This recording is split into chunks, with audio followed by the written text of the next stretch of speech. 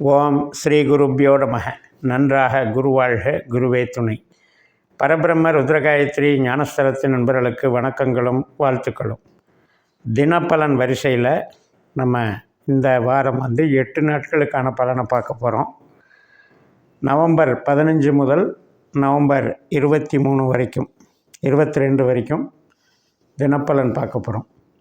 இப்போ நம்ம முதல்ல மேஷ லக்னத்திற்கு இந்த பதிவை பார்க்கலாம்.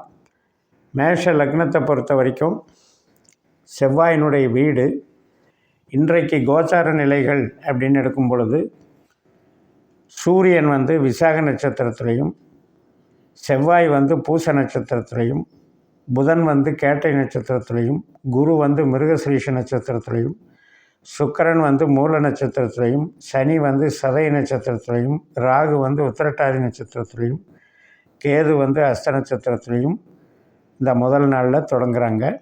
தொடர்ந்து பார்ப்போம். நவம்பர் 15ஆம் தேதி அன்னைக்கு பரணி நட்சத்திரம், வெள்ளிக்கிழமை. லக்னத்திலேயே சந்திரன் சுக்கிரன் மாதிரி செயல்படுறாரு. சுக்கிரன் 9ஆம் இடத்துல இருக்கார். லக்னத்துக்கு 9ஆம் இடம் பாக்கியஸ்தானம்.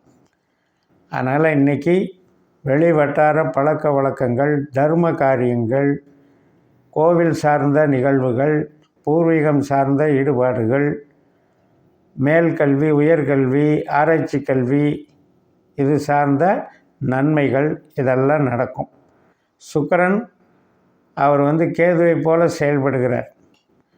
அப்போ சுக்கிரன் நமக்கு லக்னத்திற்கு 2ஆம் இடத்துக்கும் 7ஆம் இடத்துக்கும் அதிபதி.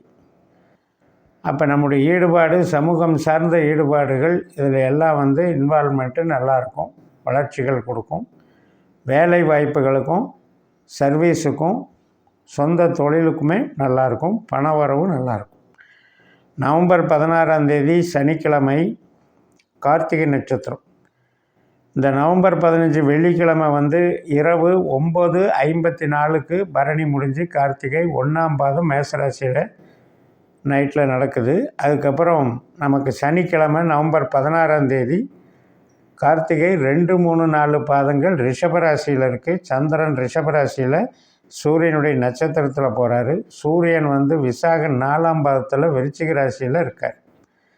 அதாவது ஐப்பசி மாத கார்த்திகை மாத பிறப்பு அப்படின்னு சொல்கிறது. அதுக்கு பேர் விருச்சிக மாதம்னு பேர். அப்போ சூரியனுடைய நட்சத்திரம் குரு அப்படிங்கிறதுனால, குரு பார்வையோடு இருக்கிறதுனால இன்றைக்கி நாள் சிறப்பு. நம்முடைய லக்னத்துக்கு பணவரவு சார்ந்த விஷயங்கள், நம்முடைய பேச்சில் மதிப்பு கௌரவம் இருக்கும். அதே போல் பேச்சில் தர்மம், பாரபட்சம் இல்லாத தன்மை, சொல்லி கொடுக்குற ஒரு விவேகம், இதெல்லாம் நல்லாயிருக்கும். அதனால் இன்றைக்கு அனைத்து தொழில் சார்ந்த விஷயங்களுக்கும், உறவுகள் சார்ந்த விஷயங்களுக்கும், ஆன்மீக காரியங்களுக்கும், சிறு சிறு பிரயாணங்கள் திட்டங்கள் போடுவதற்கும், மூலதனம் செய்வதற்கும், வெளிநாடு வேலையில் இருப்பவர்களுக்கும் சிறந்த நாளாக கருதப்படுகிறது. நவம்பர் 17 ஞாயிற்றுக்கிழமை, ரோகிணி நட்சத்திரம். அதாவது முதல் நாள் நவம்பர் 16 சனிக்கிழமை இரவு 7:27க்கே கார்த்திகை முடிஞ்சு ரோகிணி தொடங்கிடுது. ரிஷபராசியில் சந்திரன். இந்த நவம்பர் 17ஆம் தேதி ஞாயிற்றுக்கிழமை மாலை 5:22 வரைக்கும் இருக்குது.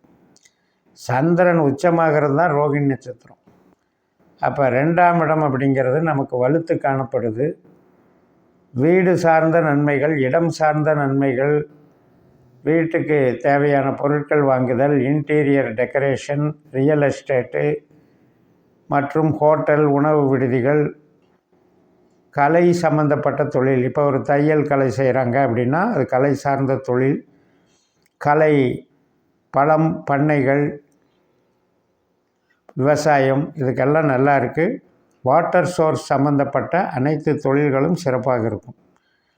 அதே நேரத்தில் நமக்கு லக்னத்துக்கு 2 அப்படிங்கும்போது குடும்பத்தில் பேசுகிற பேச்சு, தாயாரோட சம்மந்தப்பட்ட நிகழ்வுகள், குடும்ப உறவுகள், அதில் கருணை, அன்பு, பாசம் இதெல்லாம் பரிணமிக்கக்கூடிய நல்ல நாள்.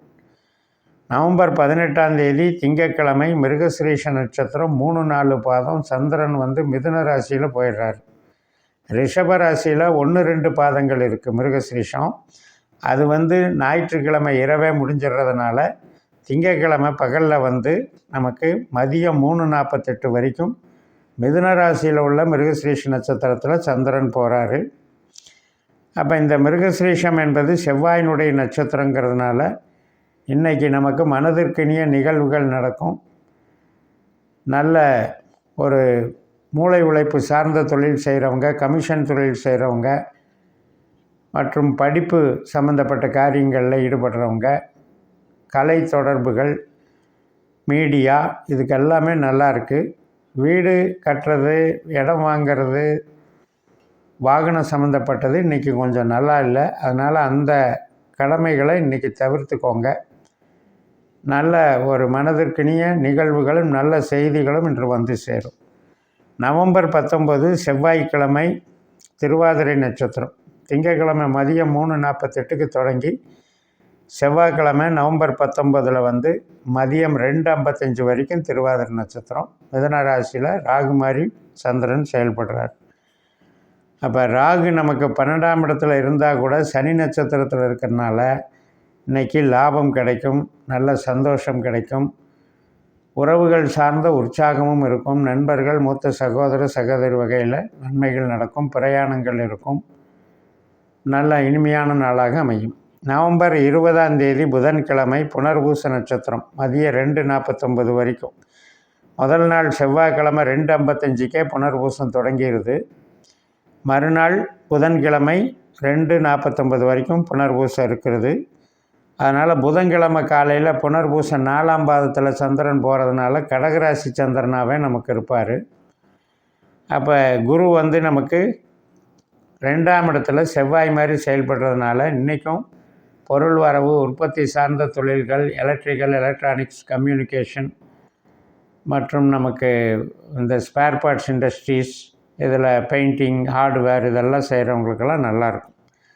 நவம்பர் 21 வியாழக்கிழமை பூசம் நட்சத்திரம். முதல் நாள் புதன்கிழமை மதியம் 2:49க்கு பூசம் தொடங்கிடுது கடகராசியில் சந்திரன்.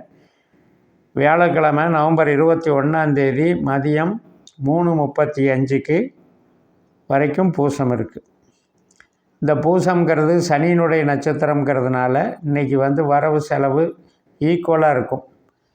அதே மாதிரி நமக்கு எதிர்பார்த்த காரியங்களில் சில காலதாமதங்கள் ஏற்பட்டாலும் கூட பெரிய அளவில் பாதிக்காமல் நமக்கு ஃபெயிலியர் ஆகாமல் அப்படியே கொண்டு போகும். சில பேருக்கு மருத்துவ சிகிச்சை சார்ந்த விஷயங்கள் நடக்கும். எல்லாமே ஆரோக்கியத்துக்கும் இதுக்கும் நல்லா இருக்குது, தொழிலுக்கும் நல்லா இருக்குது. இந்த பூச நட்சத்திரம் மதியம் 3:35க்கு முடிஞ்சு ஆயில்ய நட்சத்திரம் தொடங்குது வியாழக்கிழமை.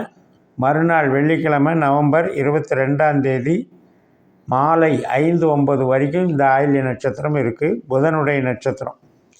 இப்போ என்னென்னா புதன் இந்த வாரம் ஃபுல்லாகவே நமக்கு விருச்சிக ராசியில் உள்ள அவருடைய சொந்த நட்சத்திரமான கேட்டையில் இருக்கார். நமக்கு 8ஆம் இடம்தான். 8ஆம் இடத்துல புதன் இருக்கிறனால கொஞ்சம் இந்த கம்யூனிகேஷன் சம்மந்தப்பட்டது, கடன் சம்மந்தப்பட்ட பிரச்சனைகள் அல்லது கணவன் மனைவி உறவு, வாக்குவாதங்கள், வழக்குகள் இருந்தாலும் சரி, யாராவது ஹெல்த் இஷ்யூஸில் ஏற்கனவே ட்ரீட்மெண்ட் எடுத்துகிட்ருக்கவங்களுக்கும் சரி, இந்த 8ஆம் இடத்து புதன் கொஞ்சம் இன்றைய நாளில் கொஞ்சம் சிவியர்னஸ் கொடுக்கும். அல்லது ட்ரீட்மெண்ட்டாக இருந்தால் சிவியராக இருக்கும், கடன் தொல்லையாக இருந்தால் பேச்சுவார்த்தைகள் கடினமாக இருக்கும். அதே மாதிரி கம்யூனிகேஷன் லைனில் இருக்கவங்க கொஞ்சம் தங்களுடைய இதில் தாமதமாக முடிக்க வேண்டி வரும், அல்லது இடர்பாடுகள், தடைகள் இருக்கும். இருந்தாலும் கூட புதன் சொந்த நட்சத்திரத்தில் இருக்கிறது. நமது ஜனன ஜாதகத்தில் புதன் நல்ல உபநட்சத்திரமாக இருந்தால், நல்ல பாவங்களுக்கு உபநட்சத்திரமாக இருந்தால் நன்மையே நடக்கும் என்று கூறி நிறைவு செய்கிறேன். இந்த சேனலை சப்ஸ்கிரைப் பண்ணி ஷேர் பண்ணுங்கள். உங்கள் தனிப்பட்ட ஜாதக பலாபலன்களை என்னுடைய வாட்ஸ்அப் நம்பரில் தொடர்பு கொண்டு பலன் பெறுங்கள். உங்களிடமிருந்து விடைபெறுகிறேன். உங்கள் JMS. நன்றி, வணக்கம்.